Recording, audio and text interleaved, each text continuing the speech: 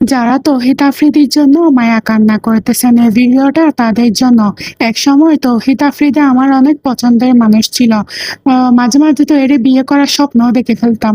তো ভাবতাম একে যে বিয়ে করবে কত লাকি, এর ফ্যামিলি কত গিয়া। আসলে বাস্তব কথা হলো আমরা সামনে থেকে যেটা দেখি সেটা সবসময় সত্যি হয় না। তৌহিদ আফ্রিদি যে এত খারাপ সেটা আমি আগেও জানতাম যখন ২০২৪ জুলাইয়ে একটা গিয়া হয় তখন।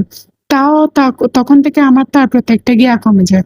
পরে আমি যখন ইলিয়াস হোসেন ইউটিউব চ্যানেলে একটা আছে সাংবাদিকের, এটা যখন তৌহিদ আফ্রিদি সম্পর্কে সব জানি, বিশ্বাস করেন আমি বিশ্বাসও করতে পারতেছি না নিজেকে। মানে একটা মানুষ উপরে কিরকম আর ভিতরে কিরকম। তাই বলতেছি তার জন্য মায়া কান্না করিয়েন না। চাইলে আপনারা ইলিয়াস হোসেন ইউটিউব চ্যানেলটাতে যেয়ে ভিডিওটা দেখে ফেলতে পারেন। তাহলে আপনাদের কাছে সবকিছু ক্লিয়ার হয়ে যাবে।